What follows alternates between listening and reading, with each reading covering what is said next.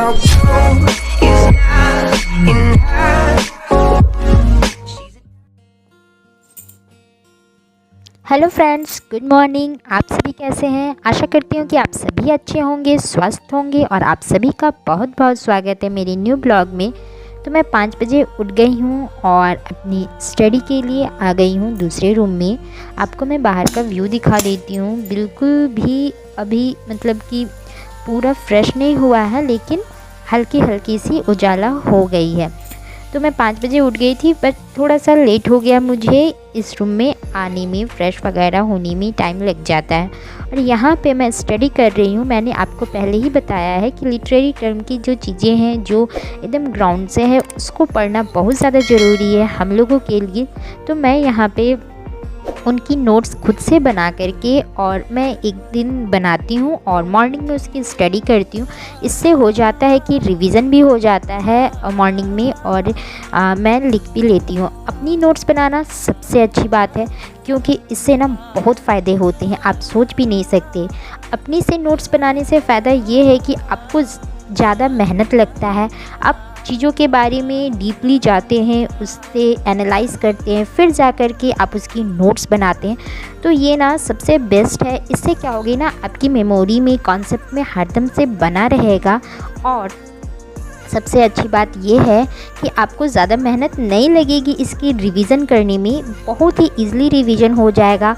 बस आपको एक बार एक नज़र देख लेना है और वो टॉपिक आपका कंप्लीट हो जाएगा। तो जो लोग नोट्स नहीं बनाते हैं या रिटन वर्क नहीं करते, वो बिल्कुल करें। इससे बहुत सारे फ़ायदे हैं। आप एक बार करके तो देखो, आपको क्या क्या फ़ायदे हैं वो आपको खुद ब खुद पता चल जाएगा।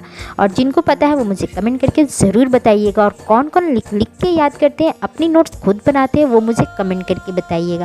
पहले मैं नहीं करती थी, लेकिन अब मैं करती हूँ। जब से मैं अपनी एमए की एग्ज़ाम दे रही थी, तब से मुझे समझ आया है। इससे पहले जब मैं स्कूलिंग में थी तो मैं सिर्फ पढ़ाई करती थी, रिटन वर्क बिल्कुल भी नहीं करती थी, मुझे बिल्कुल भी अच्छा नहीं लगता था।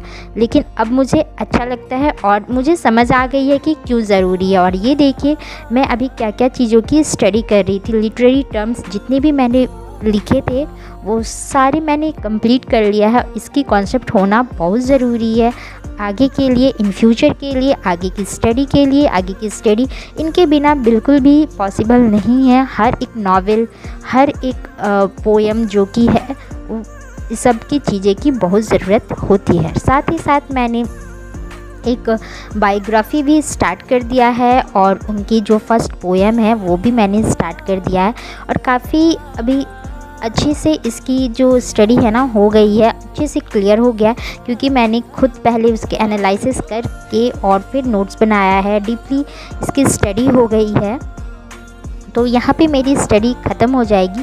मैंने अपनी जो समय की है वो पढ़ाई कर ली हूँ और मुझे नाश्ता भी बनाना है। और आज थोड़ा टाइम टेकिंग नाश्ता मैंने सेलेक्ट कर लिया, इसलिए थोड़ा सा जल्दी भी ख़त्म किया है अपनी स्टडी। और अब देखिए, बाहर का व्यू भी एकदम फ्रेश हो गया है, साथ ही साथ मौसम भी बहुत ज़्यादा ख़राब है।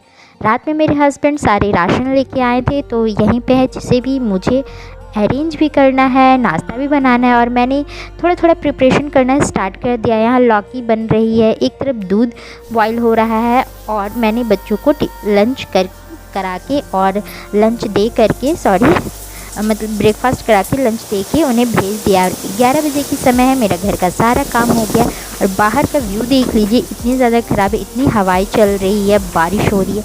मेरे हस्बैंड भी जा चुके हैं, सिर्फ मैं और मेरे बेटा है जो कि वो अभी ब्रेकफास्ट कर रहा है मेरे साथ अगेन। जितने लोग घर में हैं, जितने टाइम खाएंगे वो उतने टाइम खाता है, उसे बहुत पसंद। और मैं यहाँ पे अपनी स्टडी करने के लिए वापस से आ गई हूँ। 11 बजे से मेरे पास 1:30 बजे तक का टाइम है, जिसमें कि मैं अपनी स्टडी करूँगी और अच्छा खासा यहाँ पे मेरी स्टडी भी हो जाती है। तो मैंने एक बायोग्राफ़ी स्टार्ट किया है और W.B. येट्स का और इनकी पोएम का, वो सारी मैं यहाँ पे करूँगी, नोट्स भी बनाऊँगी और उसे फिर रिवाइज़ भी करूँगी। तो मैं 1:30 बजे तक इसीलिए पढ़ पाती हूँ क्योंकि मुझे 2 बजे अपनी बेटी को लाने जाता है, और वो भी एक बहुत ही इम्पॉर्टेंट काम है जो कि मैं उसे नहीं छोड़ सकती। अभी बीच में थोड़ी बहुत मेरी पढ़ाई नहीं हो पा रही है, थोड़ी बहुत नहीं बहुत ज़्यादा, क्योंकि हमारी लाइफ में ऐसी ऐसी परिस्थितियाँ आती रहती हैं ना, तो उसमें नहीं हो पाता है पॉसिबल। लेकिन फिर भी मैं एक रेगुलरिटी नहीं छोड़ती हूँ। क्या करती हूँ, मैं कुछ भी एक टॉपिक ले करके अपने मोबाइल में ही देख लेती हूँ बैठे बैठे। तो इससे क्या होता है, एक रेगुलरिटी बनी रहती है, साथ ही साथ माइंड में ये फिक्स होता है कि हाँ यहाँ पढ़ा है, इसके बारे में पढ़ना है, ये रिलेटेड टॉपिक पढ़ना। तो इस तरह से होती रहती है। समय और अवसर कभी नहीं आता है, वो हमारी लाइफ में खुद निकालना पड़ता है। यहाँ पे 3:30 हो गई है, मैं ये लंच के लिए रेडी कर रही थी, लेकिन लाइन नहीं होने की वजह से नहीं पीस पाई। फिर मैंने इसे हाथों से पीसा है।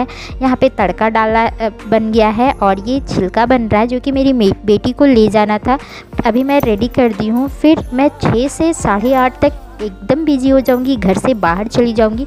तो इस बीच में बच्चे खाएँगे, लेकिन सडनली मैसेज आ गया है कि नहीं जाना है। तो मैं आज घर में रहूँगी, अपनी बेटी को पढ़ाऊँगी और यहाँ पे पढ़ाई करवाने के लिए मैं आ गई हूँ अपनी पहली बेटी को। फिर मैं अपने से पढ़ाई करूँगी अपनी।